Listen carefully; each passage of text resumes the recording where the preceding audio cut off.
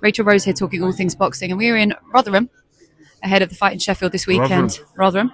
Dave Allen going head to head with Arsen Makhmadov. Dave, you are a couple of days out, looking in incredible shape. He's actually just staring down Arsen back. I just saw that. Just having a little look. What do you think your biggest takeaway from this camp has been that you want to take forward into your training going forward after this fight? Because it's been a different camp for you, right? Yeah, I've trained hard the last 12 months really. I've had 3 camps back to back, put a bit of weight on in between, but I've trained hard now for 12 months consistently. It's going to be consistent, yeah. 33, I don't want to change too much now. Probably will put weight on after this fight, but we'll just keep in the gym really. Win, lose or draw, keep in the gym, keep getting better. You can always keep improving, and hope to win Saturday and go on to bigger and better things. But yes, but keep in the gym and keep getting better. I think I'm getting better, so I'm going to keep getting better and better and better. And that's all you can do, I think.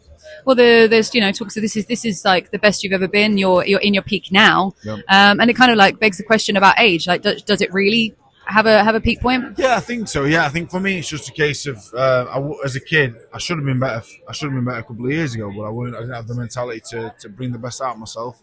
Weren't training. Weren't really. Weren't training properly.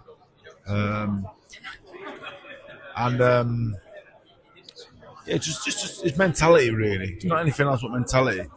Age is always a factor. I'm only 33. This is probably my peak. Probably got another year, maybe a year, 18 months, and then it's downhill from there. I haven't lived it though. I haven't lived it. So yeah. Like you used to, I lived it for 30 years. I've lived it for 12 months. I'm not going to magically give myself a 10-year peak at 33. But you never know. You've got the IQ, you've got the ring craft, you've got the intelligence. I'm making the most of now in the next 12, 18 months, and then I'm done. But I am making the most of it now. Better late than never. Yeah, absolutely. And you are an inspiration to a lot of men. You have a lot of a big following of people who like to look towards you. What would be a big piece of advice that you would pass down to some people who maybe have been in the places you've been or been in the situations you've been in and feel like they can't turn it around, that it's too late? I didn't turn it on purpose either. It's happened. Things just happen, You just keep going. Just keep going. Been laughed at loads. Had the piss out of me, and still here, and I'm headlining this show. Could get me excited. People take the piss again. I'll be back again. Got to keep going. Just keep going. Whatever happens, win, lose or draw, in live boxing, whatever. You just fucking keep going. I just keep churning it out. That's all we can do. Yeah, don't be afraid of the learnings in the journey. So not only are you headlining the show, you've got 2 of your fighters on this show, which is pretty magical, really, when you look at the trajectory of everything. Really special. Just had a nice chat with Joe Hayden. Joe Howarth flat out refused, didn't want to talk to anyone. Yeah, I did say I would be gentle with him, but he didn't want to get in front of the camera. Joe, quite Joe nervous. Won't do that. But we'll finish this when I come back. Okay. Oh, where are you going? I've got to go on the stage. Oh, okay. So just picking up where we left off at the press conference earlier. So we were starting to talk about Joe Howarth and Joe Hayden, your two lads who are going to be on the card.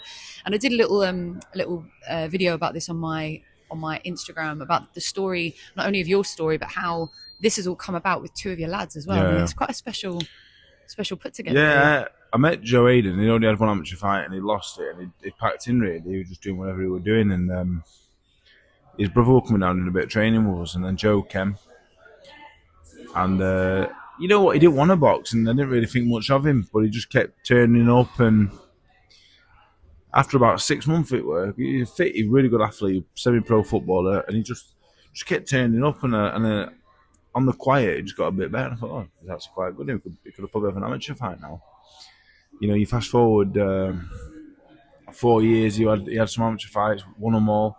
He's had 19 pro fights, he's won them all. He's beaten an area champion, just up to WBC Asian champion that I think only been stopped once in the UK, and all of a sudden you think, oh, you've got a kid here who can box the British title in then maybe 18 months. It just happened really quickly. Joe Howarth, he was with Lee Blundell from being a little kid actually. Lee done a great job with him, he was a great fighter.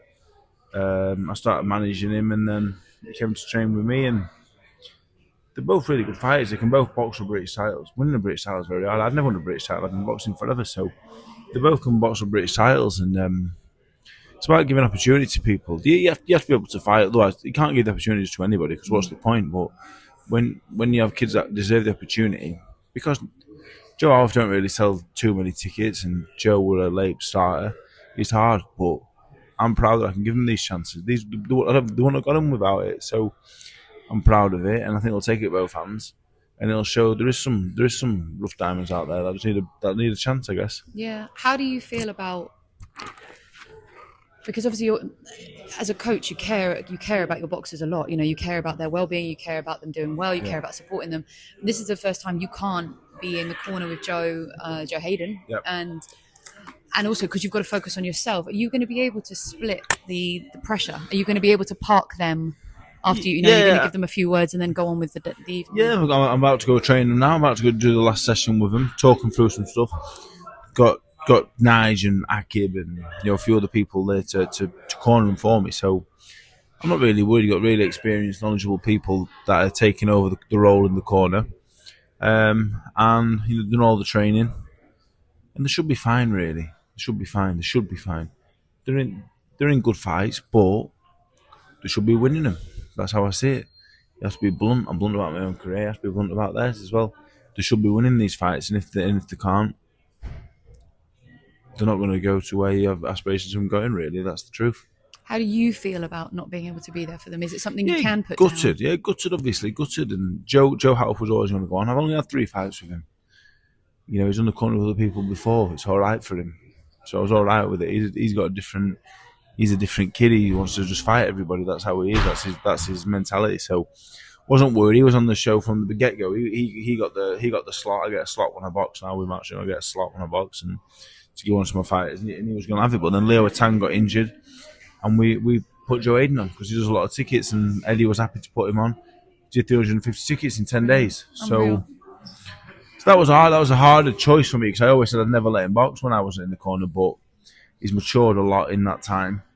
He's a good fighter. He's fighting a former world champion who can fight, but he should be winning, really. He should be winning. His last performance was beautiful. Like he boxed really well. Really, and he was spiteful with it as well. Yeah, I matched him well, and this is another little step up, I think.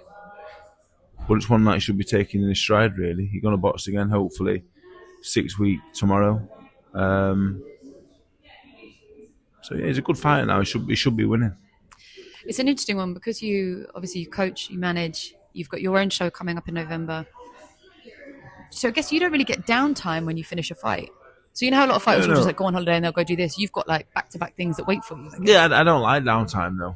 I can't afford to have downtime. Downtime enables you to think. I'm always thinking, but I'm thinking about the future. I'm not thinking about what's been and gone. And I think that was a lot of my problems when I was younger. I was always thinking about what happened to me, what stuff and whatever. But different person. I'm always thinking about what's to come. I'm busy thinking what's happening. Got a few holidays booked, but I'll be on holiday. I'll be on holiday, but I'll be working. I'll be sorting things out.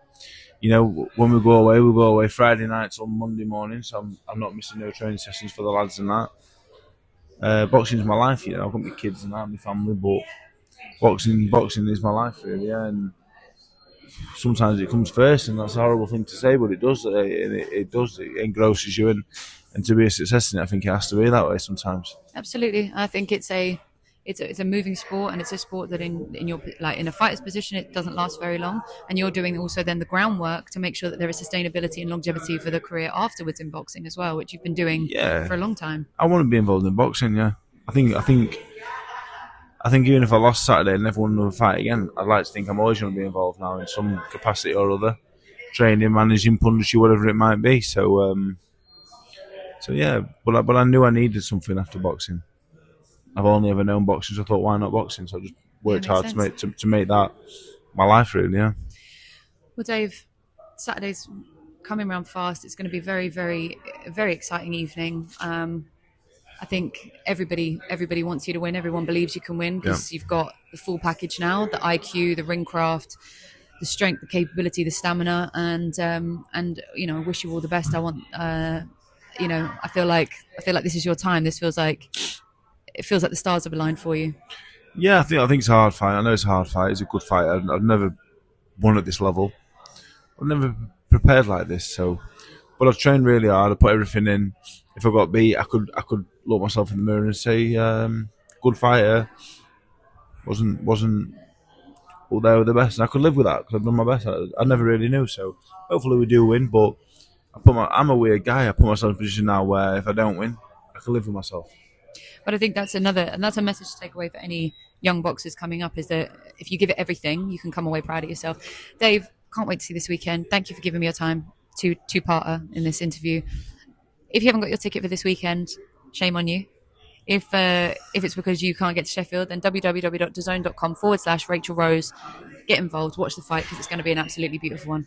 Dave, thank you very much. Thank you. Thank you.